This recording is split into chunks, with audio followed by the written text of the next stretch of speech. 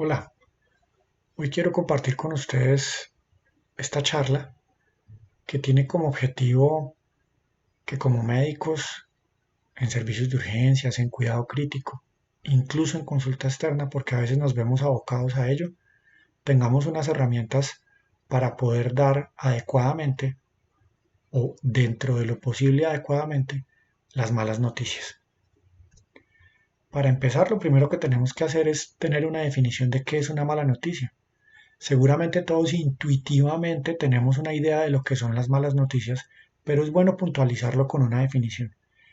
Y creo que una de las mejores es la de este autor Bookman, que en este artículo del British Journal nos decía que una mala noticia es cualquier información que drásticamente y de manera negativa cambie la percepción de sí mismo y o del futuro. Entonces ahí ya empezamos a entender, claro, si a mí me dicen que un ser que yo amo mucho falleció, eso me cambia la manera en la que me veo a mí mismo y la manera en la que me veo en un futuro sin esa persona. Si me dicen que tengo una enfermedad catastrófica que rápidamente me va a llevar a la muerte, eso me cambia la percepción de mí mismo y cambia la percepción de mi familia conmigo. Hay noticias que aparentemente no serían tan mala noticia, pero que cuando la llevamos al universo de cada persona, a esa individualidad de cada persona se convierten en una muy mala noticia. Para algunas personas recibir el diagnóstico de una diabetes puede ser una catástrofe por su gran gusto por los alimentos azucarados, pero para otras personas dicen, claro, esta es una enfermedad grave, esta es una enfermedad seria, pero yo hago ejercicio, estoy acostumbrado, no suelo comer con mucho carbohidrato, entonces no me va a costar mucho adaptarme a esto. Y lo reciben de una manera incluso a veces positiva. Para algunas personas, una enfermedad de Parkinson muy grave, pero para algunas es una catástrofe. Recuerdo mucho un artículo en el que daban el ejemplo de tener que darle la mala noticia de una enfermedad de Parkinson a una persona muy mayor que ya no labora versus tener que darle el diagnóstico de una enfermedad de Parkinson a un cirujano cardiovascular de 45, 50 años, o sea que probablemente hace muy poco que está ejerciendo su cirugía cardiovascular porque estudió los 7 años de medicina, los 4 de cirugía, los de tórax, los de cardiovascular. O sea, esa persona hasta ahora estaba en el pleno de su ejercicio profesional y que le dé una enfermedad de Parkinson se convierte verdaderamente en una situación muy retadora para sus mecanismos de defensa y de adaptación. Entonces, ahí ya tenemos una idea. Siempre que vayamos a dar una noticia que probablemente le va a cambiar de manera drástica y negativa la percepción de sí mismo o del futuro a una persona, nos estamos enfrentando a una mala noticia. Y tenemos que ser desde ya capaces de entrar a individualizar. Recordemos que hemos venido diciendo que ese es el arte de la medicina, el arte de la individualización. Entender que tal vez yo no lo vería tan catastrófico algo, pero es importante tratar de entender el universo de significados de esa persona que está enfrente mío. Esto tiene obviamente una perspectiva histórica. La perspectiva histórica arrancaría con Hipócrates, el padre de la medicina, que en sus textos nos sugería que debíamos ocultar la mayoría de los aspectos del tratamiento, especialmente aquellos que fuesen a generar un impacto negativo en el estado emocional del paciente. El Código de Ética Médica de la Asociación Americana de Medicina, que fue uno de los primeros en escribirse en el mundo, fue escrito la primera versión en el 1847, decía que la vida de una persona se podía cortar si le comunicábamos información negativa. Entonces fíjense que de alguna manera en ese imaginario, y de hecho de ese imaginario algunos todavía nos alcanzamos a formar, en donde dar malas noticias es una cosa que debía hasta incluso evitarse para los pacientes. Pero ya cuando vamos a la medicina moderna y entendemos que definitivamente dentro de los principios bioéticos fundamentales, no solo el no hacer daño, el principio de beneficencia, también está el principio de autonomía. Entonces hay que respetar esa autonomía tanto del paciente como de sus allegados. Y esos modelos antipaternalistas obviamente se preocupan porque a pesar de que sea doloroso, los pacientes y sus familias tienen derecho a la información. Diversos estudios han demostrado que los pacientes y sus familias desean saber y el hecho más que de saber en realidad es que desean entender la información que tiene que ver alrededor de su salud, que finalmente es el bien más preciado que todos tenemos. ¿Quién no cambiaría todas sus posesiones por la salud de sus seres queridos o por la propia? Entonces tenemos que tener claro cuál es el bien que como profesionales de la salud nosotros estamos pretendiendo cuidar en nuestros pacientes, que es ese bien tan grande como la salud. Y cuando yo le digo a una familia, mira, tu familiar o tú tienes una púrpura trombocitopénica idiopática, pues le estoy diciendo una verdad, ahí estaría siendo veraz, pero ahí hay un gran camino entre la verdad y que la persona nos entienda. Cuando yo le digo a una persona, mira, tienes una condición en la que tus propias defensas te están atacando, especialmente a las células que se encargan de la coagulación, para que no te desangres, entonces eso está explicando que te salgan esos morados en la piel, te vamos a atender, te vamos a mandar a medicina interna, de pronto vas a tener que ir a reumatología, hematología. Entonces ya estoy diciendo no solo la verdad, sino que la estoy tratando de hacer llegar de una manera que sea comprensible para el paciente. Y de todos modos, a pesar de que yo crea que esté siendo muy claro, siempre es extremadamente importante que yo verifique si la persona me estoy dando a entender a la persona. No es si la persona me entendió, es si yo me estoy dando a entender y ver que la información sí esté llegando de una manera adecuada. Desde la perspectiva del médico, los médicos quisiéramos no tener que dar malas noticias. Si estamos estudiando medicina o si nos graduamos ya de esta profesión, probablemente es porque queremos servir a los demás, porque queremos hacer el bien, porque queremos ayudar a las demás personas. Y todos tenemos claro que el dar malas noticias es exactamente lo contrario, es hacer daño a las personas. Pero es innegable, es inherente al ejercicio de la profesión, porque esa es la vida. Y tener que enfrentarnos a esto es doloroso. Es doloroso no solo para los pacientes, hay que aceptar que es doloroso también para nosotros. Uno no quisiera tener que eliminar la esperanza de los pacientes ni de su familia, pero en ocasiones hay que hacerlo. Y además en este mundo en donde ahora los médicos y los profesionales de la salud en general y los auxiliares de enfermería y todas las personas que laboramos en salud nos vemos expuestos cada vez más a agresiones, a demandas, a que nos graben sin consentimiento, a que nos insulten, a que nos ultrajen. Entonces tener que dar malas noticias de algún modo ahora, porque en un tiempo pasado eso a la gente ni se le ocurría, el médico estaba en una postura que tampoco es necesariamente sana, pero lo veían como una persona de mucho respeto y jamás se atrevían a llegar a hacerle daño, aun cuando se tuviesen que estar enfrentando a escuchar una mala noticia de parte del médico. La gente entendía más que el morir hace parte del vivir y que no son las dos caras de una misma moneda. Hoy en día vemos que hay muchas dificultades con eso. Entonces no solamente está al lado de la angustia de hacerle daño al paciente, sino también está al lado de que cuando comunicamos malas noticias a veces nos vemos sometidos a agresiones y a maltratos por parte de ellos y de sus familias. Entonces eso hace que tengamos esas dos dimensiones emocionales bastante complejas ahí.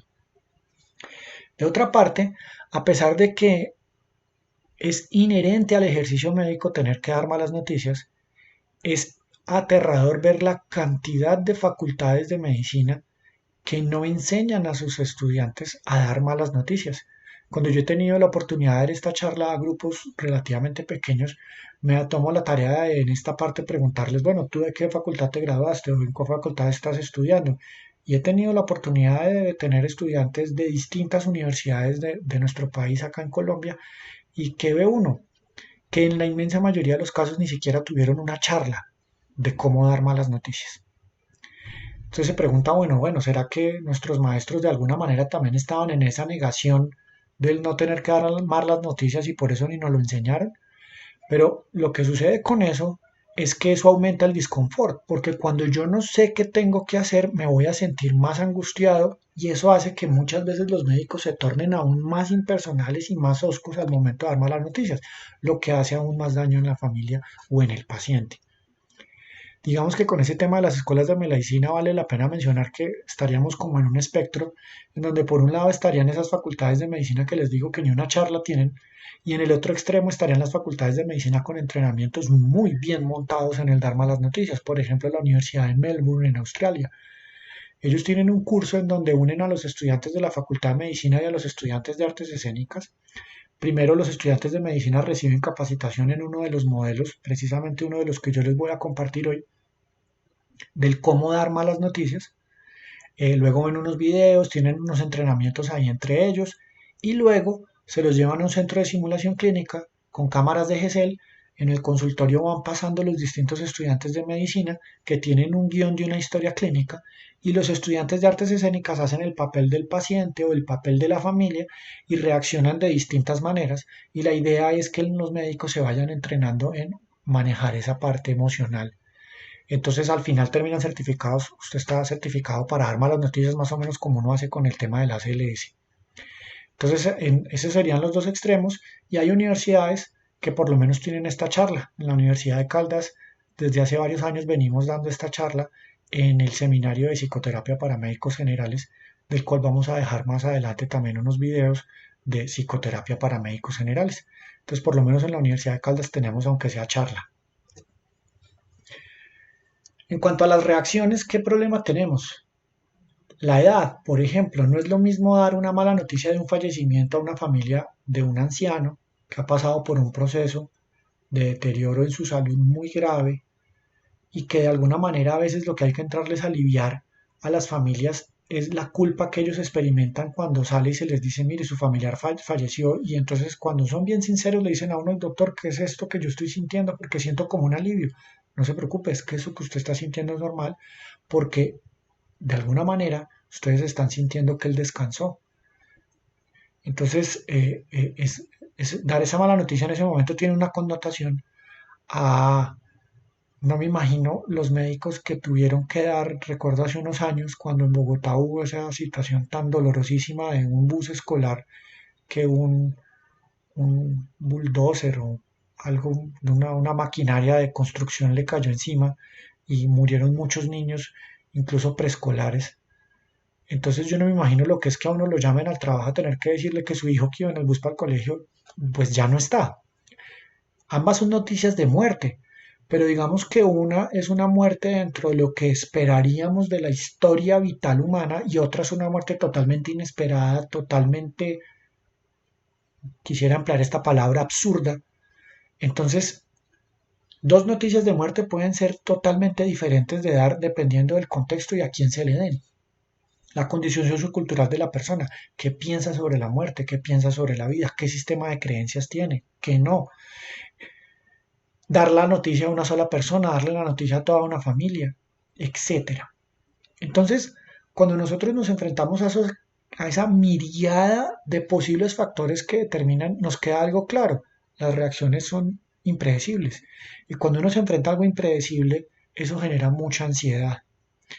Y de una vez eso nos plantea un reto y es que hay diversas revisiones de la literatura, como les voy a mostrar más adelante, pero ninguna es 100% efectiva, ni la que yo les voy a mencionar hoy es 100% efectiva. Siempre tendremos que individualizar, pero al menos tener una guía en la cabeza ya nos da algo de claridad y unas herramientas para salir y por lo menos tratar de llevar un orden y eso nos va a disminuir en algo la ansiedad y de pronto nos va a hacer que demos mejor la mala noticia. Como les decía, uno cree que esto, a pesar de la negación de las facultades de medicina, de esto no se ha escrito, y la verdad es que se ha escrito bastante y que hay muchos modelos para dar malas noticias, pero los estudios que han tratado de hacer, que han sido ensayos controlados y aleatorizados, pues lo que arrojan es más o menos una conclusión, y es que el dar malas noticias es una cosa que es relativamente difícil de enseñar porque no es una habilidad comunicacional aislada.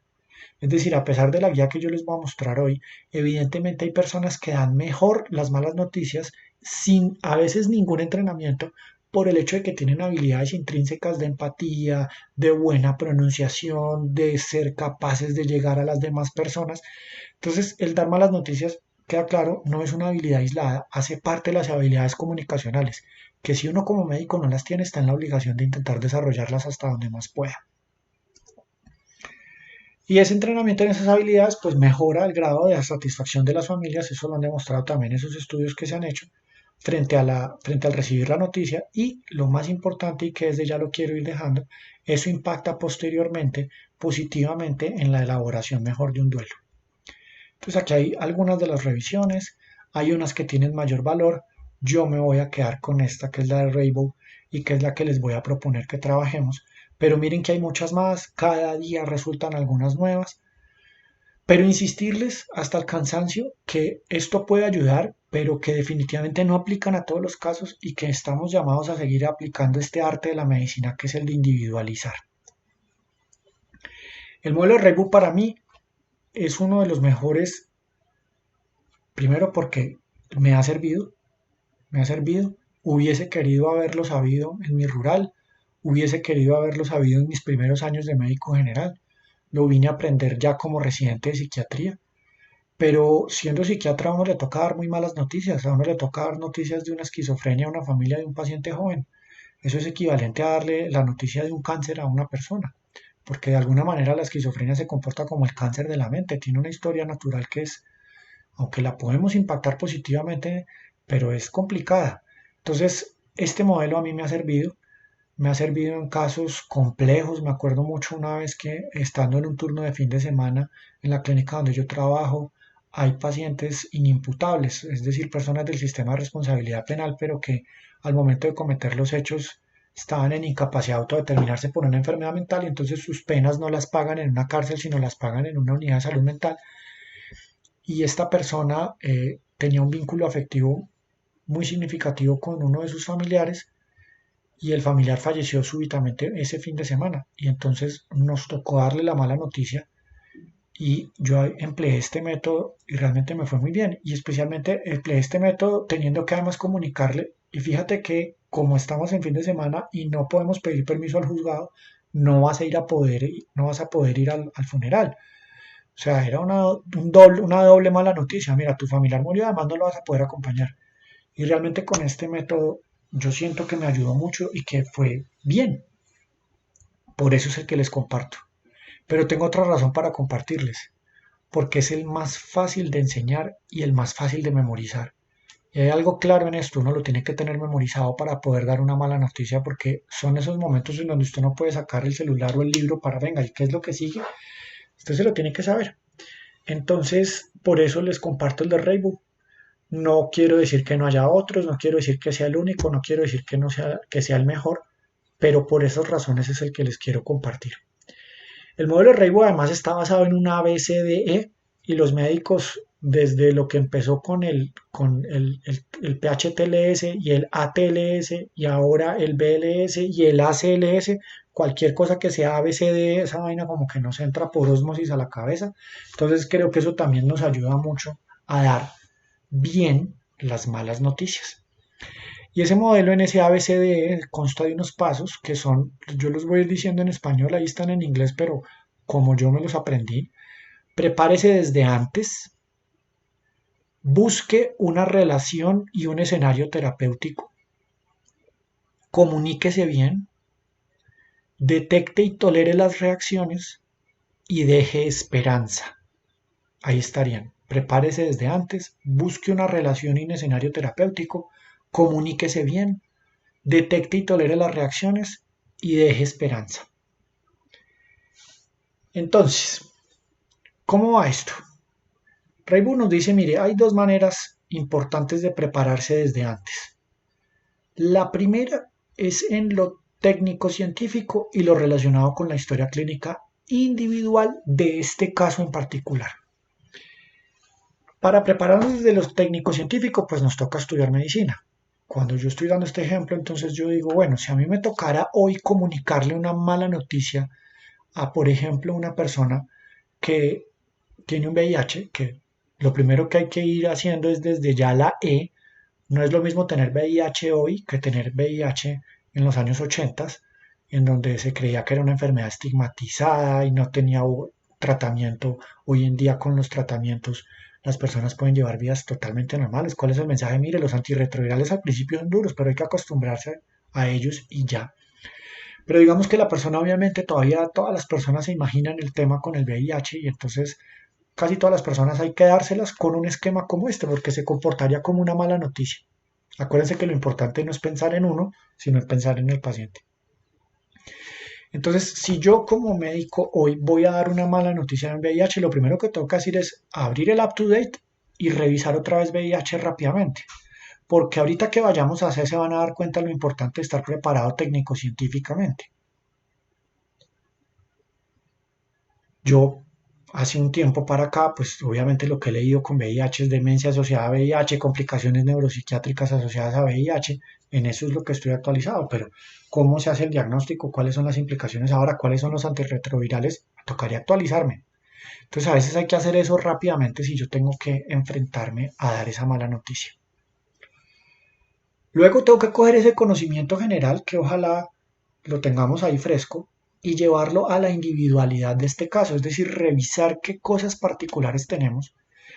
Si uno tiene acceso a historias clínicas electrónicas o en la época de nosotros que estaban todas las carpetas ahí en los servicios, pues saque la carpeta de la historia clínica completa y tenga a la mano para cuando esté allá en C y empecemos a responder preguntas, incluso si es necesario mirar o mostrar para clínicos o resultados de imágenes a las personas, es importante tenerlas claras. Hoy en día uno ve hospitales en donde los médicos, las jefes tienen es una tablet y entonces en la tablet tienen acceso a la historia, bueno, pues llévela y tenga a la mano para ya coger ese conocimiento y ya estamos hablando de la individualidad de este paciente. Pero ahí no se acaba A, esa es la primera dimensión de A, la dimensión técnico-científica. Lo siguiente que nos dice Rainbow es que debemos prepararnos antes en el qué vamos a decir, pero por sobre todo y muy especialmente en qué no debemos decir. Para poder llegar a ese punto, Rainbow dice que incluso si uno no tiene con quién ensayar, que se pare en un espejo, en el espejo del baño, y se oiga a sí mismo dando la mala noticia con estos pasos, lo que seguiría B, C, D y E, a ver cómo es lo que se está oyendo y a ver si uno detecta si se está equivocando en algo. Entonces, tratar de escucharse. Y si uno tiene un colega, alguien de confianza que más o menos conozca esto, decirle, oíste, voy a salir a darle esta mala noticia a esta familia. Ayúdame a ver si me estoy equivocando en algo. ¿Qué cosas debo decir? Pero desde ya, insistimos, prestar especial atención a lo que no se debe decir. Pero para que sepamos eso, pues tenemos que seguir con los otros puntos. Entonces dejémoslo por ahí en pausa, pero tengamos presente. Prepararse desde antes son dos cosas. La dimensión técnico-científica, que es tener claros los conocimientos del estado del arte de la patología o de la situación a la que yo me estoy haciendo referencia con este paciente. Segundo, cómo ese estado del arte aplica a este paciente, individualizar. Y tercero, prepararme con lo que voy a decir y lo que no debo decir. Lo siguiente es que hay que construir un escenario y una relación terapéutica. Empecemos por el escenario. ¿Dónde se dan las malas noticias? Las malas noticias se deben dar en privado, ojalá con la gente sentada, pero en un escenario seguro. ¿A qué hace referencia eso? Las malas noticias no se deben dar en los pasillos. Las malas noticias no se deben dar en las salas de espera. Yo tuve una vez con mi esposa, cuando se dio el proceso de morir de una de sus abuelitas, ya éramos psiquiatras los dos, y, y estuvimos del lado de pacientes. Yo por convicción personal he tenido la convicción de que en el escenario de salud es mejor uno no presentarse como médico y simplemente escuchar para dejar que los colegas trabajen tranquilos. Pero uno desde la perspectiva profesional uno ve muchas cosas y recuerdo mucho en los días que alcanzamos a estar visitándola ahí en la UCI cómo veía yo que a veces salía el intensivista, llamaba a las familias, ahí de pie les daba la mala noticia y me tocó más de una vez ver cómo la gente se desvanecía y medio se caía o la gente empezaba a gritar ahí recibiendo la mala noticia y no se les daba como un espacio. Entonces uno reflexiona sobre eso. Las malas noticias no se pueden dar así, las malas noticias hay que salir, llamar a la familia y ojalá que salga uno mismo a llamarlas. Mire, sigo con el ejemplo de las UCIs. Uno ve que sale la jefe, sale el auxiliar de enfermería y, bueno, no, van a pedir pañales, van a pedir algún medicamento, van a pedir este no PBS o no POS como se le decía antes, medicamentos no incluidos, van a pedir que uno haga un trámite administrativo. Pero el hecho de que salga el médico o la médica intensivista o el médico tratante a llamar a la familia ya les da la primera alerta. Y eso es importante, ahorita vamos a ver sobre esa compresión progresiva de la suprarrenal. Salga y llámelos usted mismo y dígales acompáñenme por favor. Llévelos a un lugar lo más privado posible, lo más sereno posible, pero un lugar seguro. Un lugar en donde, si bien haya privacidad, que otras personas del equipo de salud puedan estar viendo por si la situación se está saliendo de control, que ellos puedan llamar a seguridad o incluso a la policía. Hay malas noticias que es mejor dar cuando ya esté la policía en el servicio. Por ejemplo, no es lo mismo una muerte natural en un servicio de urgencias, una muerte no violenta, a una muerte violenta en donde uno ve que los acompañantes del paciente tienen cierto riesgo comportamental. Finalmente, como es una muerte violenta, hay que llamar a la policía. Entonces, no es una conducta antiética mantener al paciente adentro en la sala de reanimación, por ejemplo, en la sala de procedimientos, y llamar a la policía y dar la mala noticia cuando ya esté la policía dentro del hospital, porque eso nos va a garantizar protección a nosotros cuando estemos dando la mala noticia. Pero de nuevo, aún para darle la mala noticia ya con la policía ahí, alejamos a la familia, tratamos de darles la mala noticia en privado, pero ya creo que se va comprendiendo a qué se refiere con que las malas noticias se dan en privado, pero en un escenario seguro. Cuando ya llegamos al sitio que dispusimos para dar la mala noticia, debemos tener sillas y debemos invitar a las personas a que se sienten. Algo que uno ve es que a las personas les cuesta sentarse en esos momentos. Entonces uno debería insistirles una o dos veces más. Sería importante que nos sentáramos. Si uno definitivamente vio que la familia no está en capacidad de sentarse, entonces uno como médico también se queda de pie. La razón del sentarse es hasta donde sea posible evitar los traumas craneoencefálicos por una disautonomía en el momento en el que demos la mala noticia. Pero eso también se evita con la compresión progresiva de la suprarrenal que les decía. Cuando yo salgo y llamo a la familia ya inmediatamente hace la primera descarga adrenérgica. Cuando les digo acompáñeme por aquí, hace la segunda. Cuando les digo por favor siéntese, ahí hacen otra. Entonces eso hace que la descarga adrenérgica vaya hacia y que no se vaya a presentar una sobrecompensación autonómica colinérgica y que la persona pues haga la, la disautonomía. Pero si definitivamente no se pueden sentar, pues tendremos que dar la mala noticia de pie. Lo siguiente y último para construir un escenario terapéutico es crearles un espacio en tiempo a esas familias.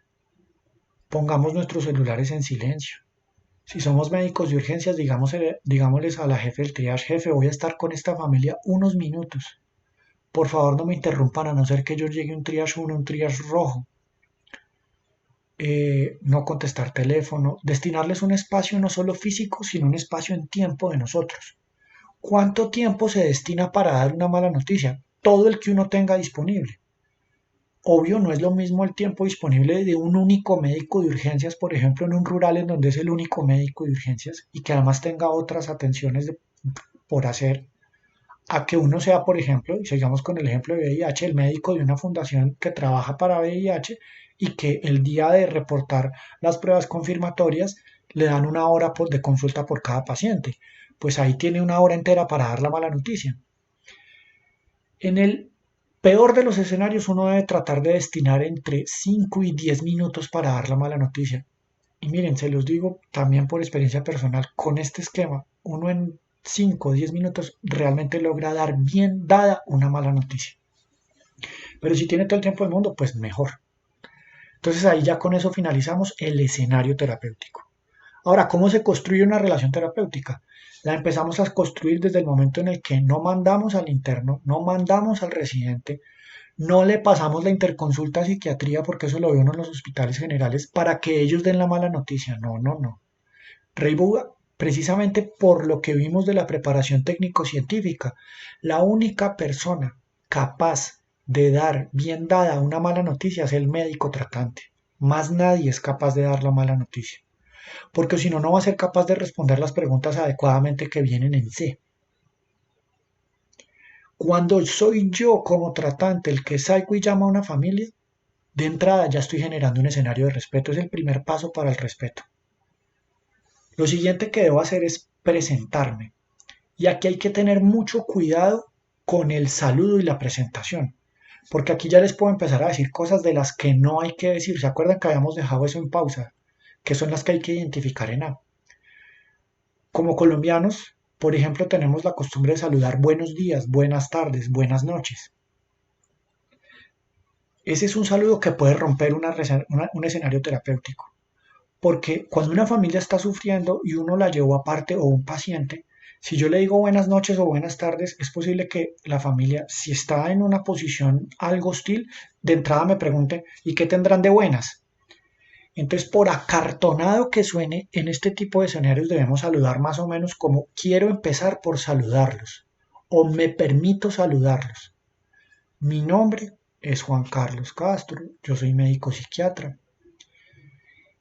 Tenemos que emplear fórmulas de hablar siempre en infinitivo. No podemos hablar en pretéritos.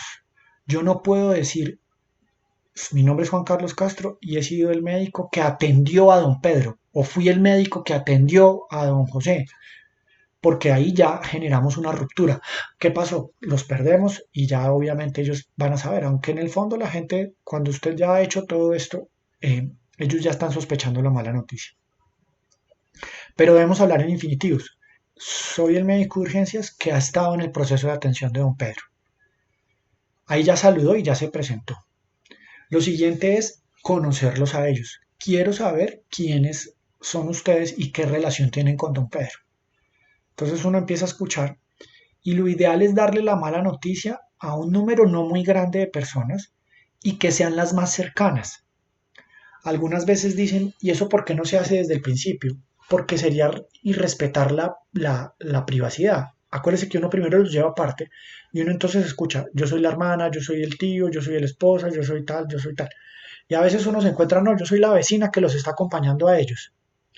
Cuando uno se encuentra eso, o un número muy grande, entonces uno debe hacer esta pregunta. La información que les traigo, ¿la desean conocer todos? ¿La van a conocer todos? Y uno debe estar muy atento al lenguaje preverbal, sobre todo de la persona que es el acudiente. El acudiente normalmente es muy fácil de identificar. En Colombia casi siempre es una mujer y es la persona que ha estado pues pendiente de los trámites administrativos. Normalmente es una persona de una relación cercana, mamá, hija, hermana, esposa. Si la reacción preverbal del acudiente es de incomodidad, ahí vamos a notar, sobre todo en nuestras culturas por ejemplo, donde yo trabajo, que hace parte de la región paisa, las personas son muy dadas a ser muy condescendientes y a evitar la confrontación. Entonces uno tiene que ser muy respetuoso en ese momento y decir, bueno, entonces me voy a quedar con ustedes tres, los demás son tan amables y vuelven a la sala de espera que ahora ellos les van a comunicar la información. Es decir, los que uno tenga la duda, el que lo saca es uno no pone al acudiente ni a las demás personas a que vuelvan a la sala de espera. Entonces ahí ya vamos con algo, identificamos quiénes deben recibir la información.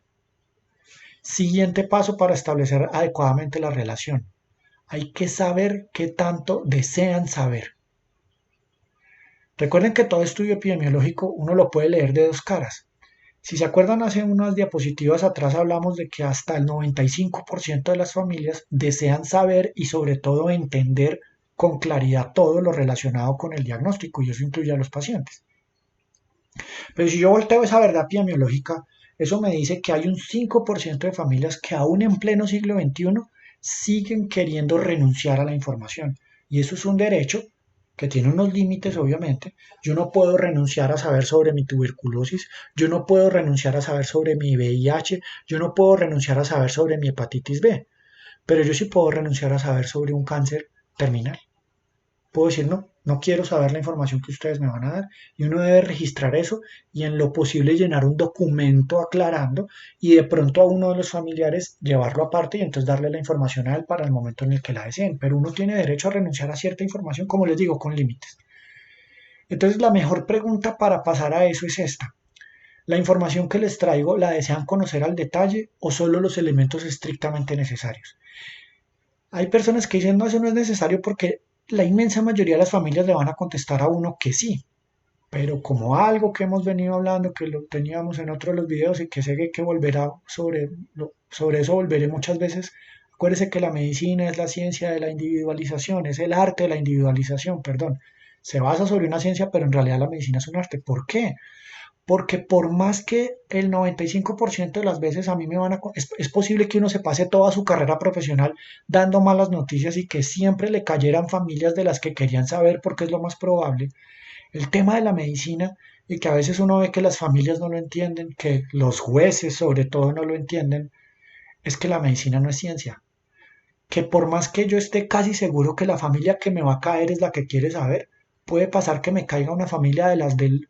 Incluso digamos que fuese 99-1, 99% de las familias quieren saber, seguro va a haber una que no quiere saber o que no quiere tener toda la información al detalle.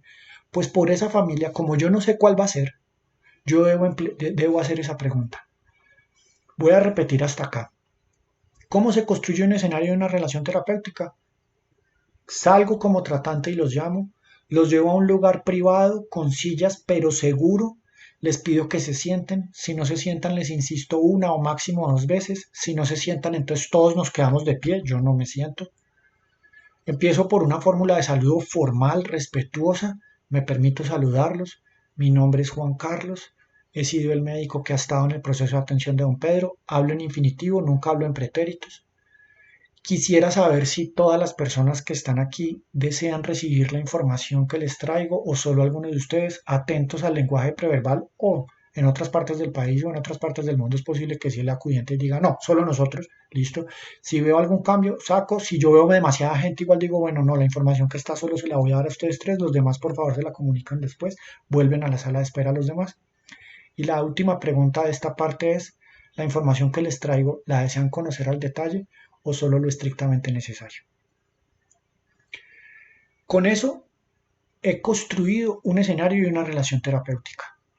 Algunas otras guías dicen que si uno tiene tiempo, en esta parte uno debe saber qué tanto saben ellos de lo que está pasando. Entonces uno podría hacer preguntas, si uno tiene bastante tiempo para dar la mala noticia, uno podría preguntar, por ejemplo, quisiera saber qué saben ustedes de la condición de don Pedro o qué entienden ustedes de la condición de don Pedro.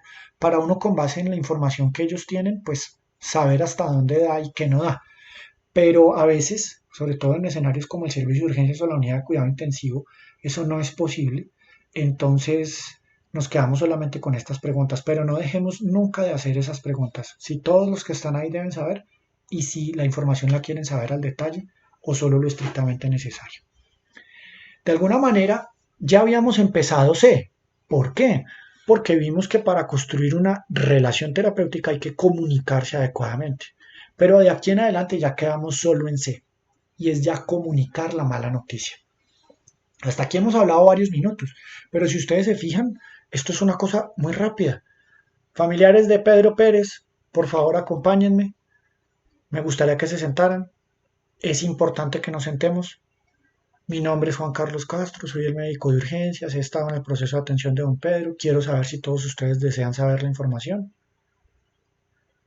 Quiero saber si la información que les traigo la desean conocer al detalle o solo lo estrictamente necesario. Porque muchas veces cuando uno está dando esta charla la gente tiene una sensación de que esto es un proceso eterno y no, mire que son unos minutos, son incluso según la distancia que usted camine puede ser de menos de un minuto. Porque a veces se siente como si fuese un ritual de una tortura para el paciente, pero acuérdese que Rayburn nos lo plantea, hay que ir exprimiendo la suprarrenal de las personas de a poquitos para evitar las disautonomías. Cuando uno ha hecho todo esto, la gente en el corazón ya tiene la mala noticia. Pero ¿qué ocurre? Que los seres humanos hacemos una de las defensas que más frecuentemente se emplean esto es la negación. Y la gente aquí se sigue negando y es no, no, nos van a decir algo bueno, no, por eso nos llamaron aparte, no por eso. Entonces uno de alguna manera tampoco puede atacar tanto eso. Pero aquí ya llegó el punto en donde hay que atacarlo y hay que dar la mala noticia. Entonces una vez yo ya averigüé, ya me presenté, ya averigüé si los que están ahí son los que deben recibir la información y qué tanto quieren saber, paso a dar la mala noticia inmediatamente. ¿Cómo se da la mala noticia? Ni siquiera ahí se suelta así. Siempre se debe dar una frase premonitoria. La frase premonitoria debe ser honesta. Debe ser algo que a usted le nazca del corazón. Si a usted le nace, porque seguramente así va a ser, la frase que usted debe decir es más o menos esta. Lo lamento, pero les traigo malas noticias. Don Pedro murió a las tales horas. La palabra que hay que emplear es murió. Se deben evitar, la mala noticia se debe dar lo más corta posible sin ningún término médico y sin eufemismos ni metáforas. Por ejemplo, yo no debo decirle a una familia, lo lamento, pero les traigo malas noticias, don Pedro ya no está con nosotros. ¿Por qué, doctor? ¿Lo remitieron a algún lado? ¿Sí? Uno no puede partir de que el estado cognitivo de la persona en ese momento le va a permitir entender una metáfora como ya no está con nosotros. Una persona puede ser muy culta, pero la angustia de tener a su familiar ahí le puede hacer no entender la frase de don Pedro falleció. No, se debe emplear el término claro y contundente. Don Pedro murió a las tales horas. O la prueba nos confirma que lo que tienes es cáncer. Se debe evitar la palabra neoplasia en ese momento, a pesar de que pues cáncer se presta. Uno incluso en ese momento podría decir ciertas mentiras médicas. ¿A qué me refiero con ciertas mentiras médicas? Uno debería, por ejemplo, en temas de VIH, uno debería decir, la prueba nos confirma que tienes el virus del SIDA. ¿Sí? El SIDA es un estadio de la enfermedad, el virus realmente es el virus de la inmunodeficiencia humana adquirida, pero uno no debe decirlo así, sino uno debe decirlo de una manera clara, corta y contundente y en lo posible sin términos médicos. Y ahí se le pone pausa a C y nos pasamos a D, que es la parte más delicada de todo esto. Uno da la noticia clara, corta, contundente y se pasa a D. ¿Cómo así que se pasa a D? Sí, se pasa a detectar y a tolerar las reacciones. ¿Cómo es detectar y tolerar las reacciones? Pues espero que vengamos en línea mental y que recuerden que en unas diapositivas atrás hablábamos que predecir las reacciones humanas en esto es imposible. No vimos ejemplos de cómo dar una noticia de muerte. En algunos casos puede ser un alivio, por espantoso que eso pueda sonar, pero la verdad es así. Y en otros casos definitivamente va a ser una catástrofe emocional. Entonces, no es posible predecir y esta es la parte más delicada de esto. Pero uno podría agrupar, de nuevo, como toda clasificación condenada a fracasar, pero uno podría intentar agrupar las respuestas de la familia de tres tipos, aunque en el fondo son una sola que ahorita les voy a demostrar. Las familias que reaccionan desde el dolor, las familias que reaccionan desde la perplejidad y las familias que reaccionan desde la ira. Pero en realidad las tres familias están reaccionando desde una sola cosa, desde su propio dolor. ¿Cómo son las familias que expresan ese dolor? Pues en un espectro que iría desde las familias que se les escurren las lágrimas hasta las familias que gritan, lloran intensamente y que de pronto se tratan de hacer daño ellos mismos. En la mitad de esos dos extremos, pues imagínense la cantidad de reacciones que podemos describir del dolor. ¿Cómo son las familias que reaccionan desde la perplejidad? Esas familias que se quedan y esas personas o esos pacientes que se nos quedan unos segundos así perplejos, sería como esta parte y que bueno, probablemente después pasen a dolor o a tristeza, solitos, o en el otro lado estarán las familias que hacen un síncope, una lipotimia porque hacen una disautonomía muy marcada. Ese sería el otro extremo. Y de nuevo, y en la mitad, imagínense la cantidad de ejemplos que podríamos poner. Y por último estarían las familias de la ira, que iría la familia que emplea un lenguaje verbal altivo, descalificante, a la que ya emplea malas palabras, a la que ya amenaza, a la que definitivamente trata ya de agredirme o incluso de matarme. Ese sería el espectro más o menos de las familias de la ira. Pero recuerden que finalmente todas están reaccionando desde el dolor, del dolor de lo que les están dando esa noticia y de lo que ellos interpretan sobre esa mala noticia. ¿Por qué de alguna manera es importante clasificarlas así? Porque con eso es que vamos a poder tener planeado algunas respuestas posibles. Con las familias del dolor, perdón, con todas las familias, si la reacción no pone en riesgo a nadie, es decir, de la familia del dolor sacaríamos a los que se tratan de hacer daño, de la familia de la ira sacaríamos a los que nos tratan de hacer daño, y de la familia de la perplejidad pues sacaríamos a los de las disautonomías, porque pues allá debería que atenderlos. Sacando esos tres ejemplos extremos, uno a todas las familias les debe dar un tiempo de reacción. Por extraño que eso suene, yo a la familia que me está insultando la debo tratar de escuchar un momento, porque algo que es importante desde ya entender es que finalmente no me están tratando de insultar a mí. Están tratando de insultar lo que ellos entienden de esa mala noticia y lo que creen y entienden y se imaginan que yo represento en ese momento, pero no me están tratando de realmente insultar a mí. Y eso hay que repetírselo por difícil que sea, porque le permite a uno reaccionar adecuadamente. Si uno coge el insulto a personal y uno se pone a la defensiva, terminan mal las cosas. Uno debe dejar que esa familia que se quedó perpleja tenga unos segundos para reaccionar así perpleja. Y uno debe dejar que las familias que están llorando e incluso gritando, las debe dejar gritar unos momentos. Ahora, la pregunta es ¿cuánto tiempo? Pues eso depende de cuánto tiempo tiene uno para dar la mala noticia. Si yo tengo mucho tiempo para dar la mala noticia, lo ideal es que usted deje que las familias rompan su reacción sola. Escuche los insultos y usted va a ver que la gente votando insultos llega un momento en donde se calma y empieza a hacer preguntas. La familia perpleja llega un momento en donde sale su perplejidad y adivine qué pasa, empiezan a hacer preguntas. Y la familia de la tristeza dejan de llorar o siguen llorando, pero por lo menos se controlan un poco y empiezan a hacer preguntas. Y ahí es donde se le suelta pausa a C. Y si se acuerdan, uno se preparó técnico, científicamente hablando, tanto del estado del arte como ese estado de arte aplicado al caso del paciente, precisamente para poder responder todas esas preguntas. Y poderlas responder ojalá en un lenguaje que de nuevo la gente quiere entender. Entonces evitemos el lenguaje médico hasta donde más podamos. Pero digamos que aquí en esta parte pues ya no es tan estricto como cuando se da la mala noticia que tiene que ser corto, claro y sin términos médicos. Acá sí ya yo puedo empezar a explicar. Don Pedro llegó a las tales horas, llegó en tales y tales condiciones, nosotros hicimos esto y aquello, a pesar de eso él no reaccionó, se fue deteriorando su estado vital, tratamos de hacer tales y tales maniobras y a pesar de eso no respondió y por eso se declaró el fallecimiento a las tales horas. La prueba nos confirma que lo que tienes es un cáncer de este y este tipo. Es muy importante que preparémonos para hacer esto y aquello. O en esta enfermedad, en el VIH, recuerda que esto no es una enfermedad con un estigma, esas son los desconocimientos de las personas. Lo más importante es tomar los antirretrovirales. Y de ahí ya les estoy dejando ejemplitos de lo que es E. Es E cuando hay esa capacidad de dar esperanza. Eso es lo que ocurre en la mayoría de los casos. Pero ¿qué pasa si una familia va, perdón, qué pasa si yo tengo muy poco tiempo o se me van pasando los minutos y yo veo que la familia no para su reacción y no para su reacción?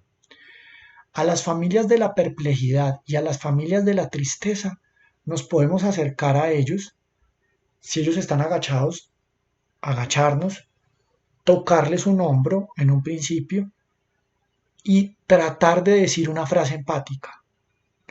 Esa frase empática siempre debe ser la misma para los tres grupos y es comprendo o me alcanzo a imaginar el dolor por el que están pasando. Nunca en la vida vayan a decir siento el dolor o los acompaño en su dolor porque eso ofende mucho a las personas. Yo creo que es una muy mala manera, incluso cuando uno es muy cercano a quien perdió a su ser querido, uno no puede decir siento tu dolor o te acompaño en tu dolor porque eso es una mentira, nadie siente el dolor de uno. Pero uno sí se puede alcanzar a imaginar, uno sí puede comprender que esa es la verdadera empatía. La empatía es una habilidad cognitiva de imaginarme, de tratar de entender las emociones de la otra persona. Entonces, me alcanzo a imaginar el dolor por el que estás pasando. Me alcanzo a comprender el dolor por el que estás pasando. Y lo mismo a la familia de la ira, con una diferencia, esa familia sí obviamente no se toca. El gesto que uno debe emplear es más o menos este, como si uno estuviera pidiendo la palabra pero con la mano de frente, nunca alto, nunca ponerse con las manos sobre las caderas ni las manos atrás porque eso es amenazante. Las manos deben estar cruzadas ligeramente por debajo del pecho, ¿cierto?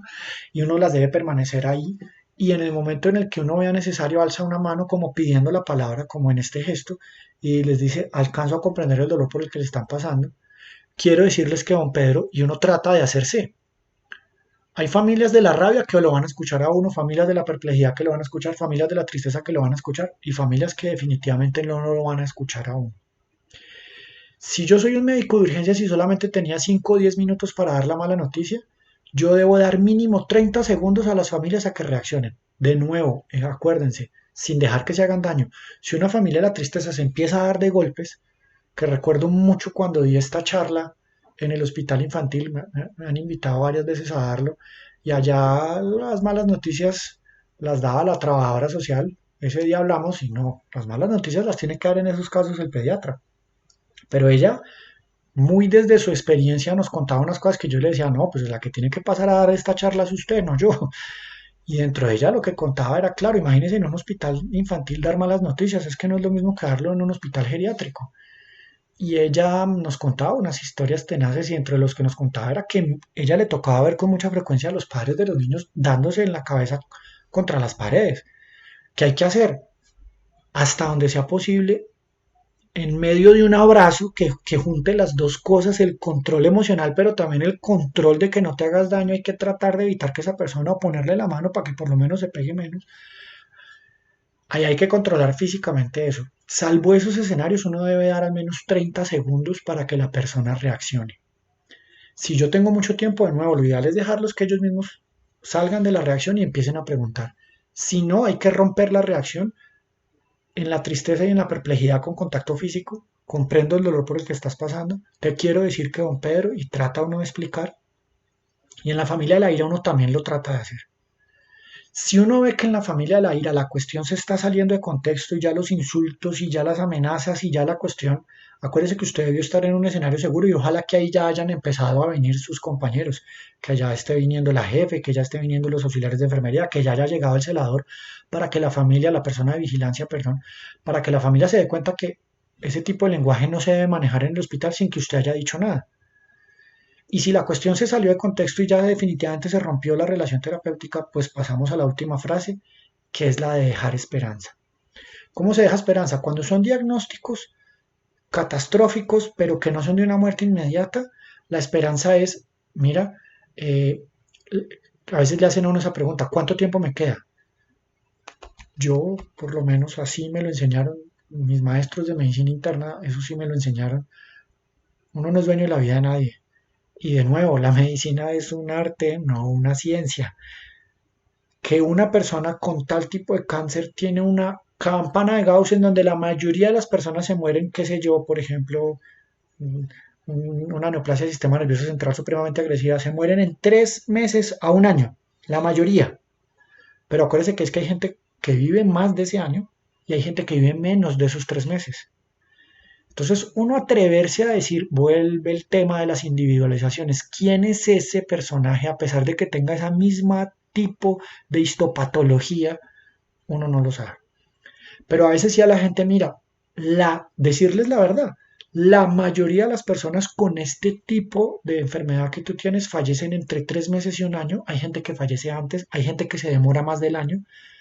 Entonces ya la persona va a poder decir, bueno, ¿cuál es mi esperanza? La esperanza de usar bien este tiempo que tengo en despedirme, en enfrentar, en preparar. A veces uno solo es, eso es una disquisición muy larga. La gente quisiera saber o no quisiera saber cuándo se va a morir. Yo quisiera saber. De alguna manera eso nos permite prepararnos mejor. Aunque la verdad es que todos deberíamos estar preparados para saber que perfectamente este puede ser el último video que uno está grabando. Esa es la vida. Y hay que tratar de disfrutarla al máximo. Entonces, esa finalmente es una esperanza muy importante, incluso en los diagnósticos catastróficos. Y en los que pareciesen catastróficos, pero no lo son, vuelvo al ejemplo del VIH, entonces es muy importante dejar esa esperanza. Normalmente en ellos uno no suele tener familias muy agresivas. Entonces, normalmente uno alcanza a decir, esta es la situación. Con las familias muy agresivas es muy importante hacer esto, y es decir, yo voy a estar acá disponible para brindarles la información que ustedes requieran, pero es importante que nos podamos comunicar. Les voy a dar un espacio para que ustedes puedan darse un momento para su control emocional, para que tengan cómo desahogar toda esta situación que los está acompañando y uno debe irse. Insisto en el ejemplo de que hay veces en donde la mala noticia se tiene que dar cuando ya la policía está dentro de la institución. Ahí con eso tenemos ese esquema. La frase cuando se puede cerrar, entonces también con las familias de la perplejidad y de la tristeza es yo voy a estar disponible para brindarles información si lo necesitan, yo trabajo en este hospital en este y en estos horarios, ustedes pueden tener ahí la historia clínica, vamos a tratar de escribirles ampliamente, etcétera, etcétera, etcétera. ¿Qué pasa con la familia que amenaza con demandas? Es importante decirles, claro, ustedes tienen todo el derecho de iniciar los procesos legales que consideren pertinentes, nunca se ponerse a la defensiva con eso, simplemente decir, claro, usted tiene todo el derecho, la información que yo le estoy brindando en este momento va a quedar consignada también en la historia clínica y usted está en todo el derecho de pedir copias completas de la historia clínica, eso se hace en tal parte del hospital. Y si ya se quedan pendientes algunos trámites administrativos, entonces ya usted ya le dice ahí sí, por favor, el acudiente va a ir con la jefe o va a ir con el auxiliar, él los va a acompañar en el peor de los casos a la morgue o van a ir a la parte administrativa del hospital en donde les van a hacer tales y tales explicaciones y con eso se cierra la conversación y usted se retira.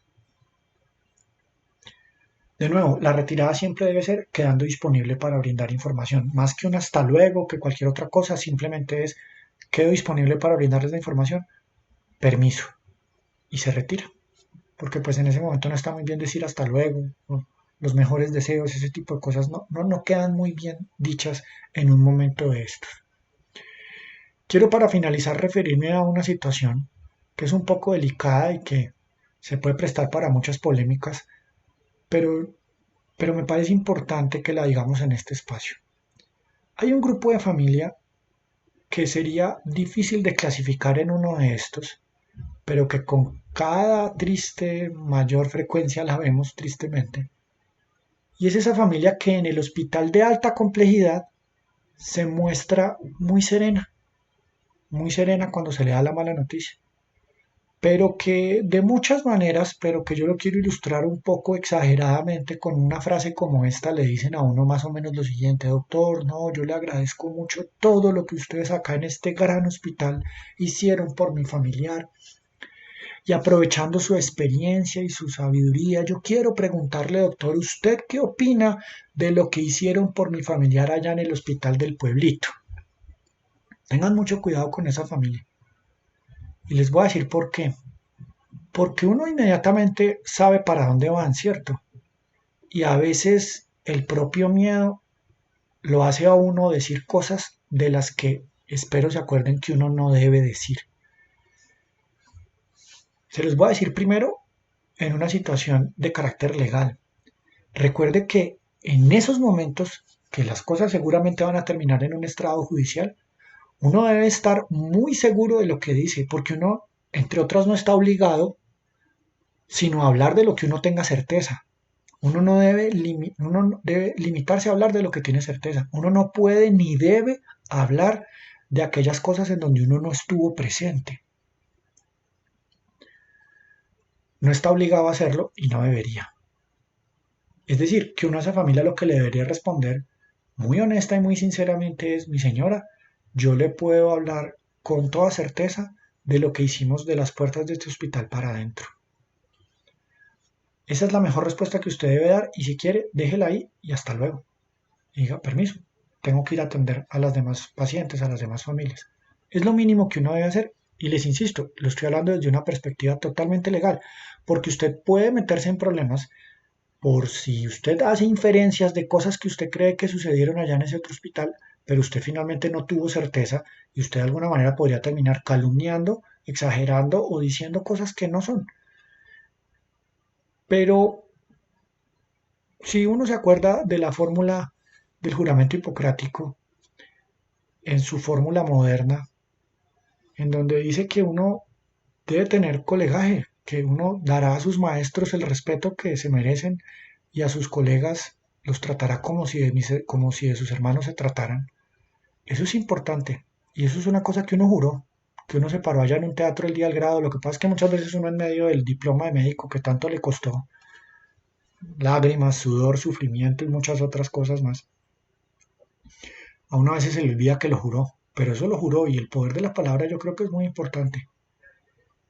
Y si en algo puede, cuando de su corazón nazca, ojalá le dijera a esa familia: mi señora, yo no le puedo hablar con certeza de lo que hayan hecho en el hospital del pueblo, pero me gustaría decirle que seguramente los médicos que están allá en el pueblo se levantaron esa mañana que atendieron a su familiar con la intención de hacerle el bien. Y seguramente hicieron lo que pudieron con los recursos que tenían. Porque es que cuando uno trabaja en un hospital de alta complejidad, en donde yo siempre lo digo así, las jefes se manejan solas, las jefes se saben el ACLS a veces hasta mejor que uno, entonces uno no ha terminado de decir adrenalina cuando ella ya la tenía montada y ya subió el brazo del paciente, cuando están todos los recursos, cuando uno puede llamar a más colegas y los demás colegas le ayudan, cuando uno tiene al internista o al residente ahí al lado, a uno se le olvida cómo es la medicina del pueblo, y yo creo que esas de las cosas buenas de uno hacer rural. A mí me tocó rural y me tocó muy duro. Me tocó con el hospital principal del departamento donde yo hice el rural cerrado, con auxiliares de enfermería muy mayores, con muy poco conocimiento en general. Las jefes solamente tenían funciones administrativas, nunca turneaban por las tardes ni por las noches. Entonces yo pasé de un hospital de muy alta complejidad en donde me formé con todas las especialidades médicas, un montón de camas, un montón de camillas en urgencias, todos los recursos, a un hospital de pueblito en donde la gente necesitaba, y me siento orgulloso de haber podido hacer lo que pude, con los recursos muy limitados que tuve. Uno hubiese querido que las cosas no fuesen así, pero eso le cambia a uno la perspectiva completa del ejercicio médico y uno se da cuenta que a veces somos muy crueles cuando no hemos tenido esa experiencia y nos imaginamos que el hospital del pueblo es lo mismo que donde estamos nosotros. Recibamos los pacientes, aceptemos las remisiones en la medida de lo posible, colaboremos. La gente seguramente no se quiere deshacer del paciente allá, es que seguramente no tienen ni los recursos y muchas veces hay que aceptarlo. Por la misma formación no tenemos el conocimiento. Hoy en día cada vez vemos una cierta tendencia a la desconexión entre lo que aprendemos en la Facultad de Medicina y lo que nos toca hacer en los rurales. Entonces, tengamos ese poquito de colegiaje, pero les insisto, si no quieren llegar hasta decir esa frase de que seguramente los médicos allá trataron de hacer lo mejor que pudieron y con la mejor intención, por lo menos digan lo que sí hay que decir legalmente. Y es mi señora, yo le puedo hablar de lo que hicimos dentro de este hospital. Entonces ahí tenemos, preparémonos desde antes en lo técnico-científico, en cómo eso técnico-científico va para la individualidad del paciente. Identifiquemos rápidamente qué cosas debemos decir, qué cosas no debemos decir, ejemplos de cosas que no debemos decir. Ay, ¿cómo mi esposo adquirió ese VIH? Mi señora, eso es una cosa que ustedes dos tienen que hablar, ¿cierto? Ese es otro ejemplo de una que a veces uno lo cogen fuera de base y se pone a decir cosas que van más allá de la historia clínica y que aunque uno la sepa, son de la intimidad del paciente y de uno y que ellos dos como pareja tendrán. Ella tiene que saber que él tiene VIH, eso sí, ese es su derecho y es el deber de él comunicárselo y si no lo hace él, pues nosotros tenemos mecanismos para obligarlo. Construyamos escenarios y relaciones terapéuticas, las malas noticias sale uno a llamarlos, es el tratante el que debe dar la mala noticia, las malas noticias se dan en privado, sentado, pero con la gente en un escenario seguro, en donde yo esté a la vista de mis demás compañeros.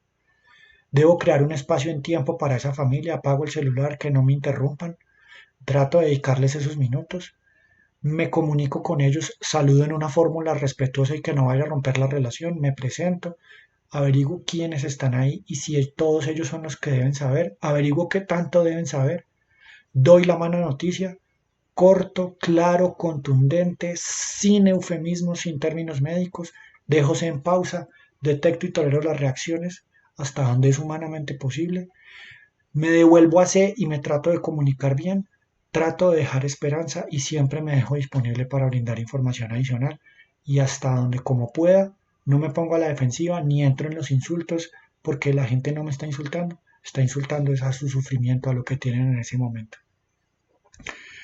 Van de Kiff nos dice en uno de los artículos que más les recomiendo para esto, donde está la inmensa mayoría de lo que hablamos hoy, que es Breaking Bad News del American Family Physician, el autor es él, Van de Kift, y Van de Kift tiene una frase que dice, a pesar de los desafíos que implica el dar malas noticias, podemos encontrar algo de consuelo si logramos ser el apoyo de un paciente o su familia durante esos momentos difíciles, esperando que eso les permita elaborar mejor su duelo. Espero que esta charla les vaya a permitir eso. Reconocer que si nosotros nos comunicamos adecuadamente con las familias, así sea una noticia catastrófica, de alguna manera eso les disminuye el sufrimiento en ese momento de si yo salgo a dar la mala noticia mal dada, osco, si lo manejo mal, y de alguna manera les empieza a ayudar a elaborar el duelo, porque uno de los primeros elementos para poder elaborar el duelo es entender. Muchas gracias.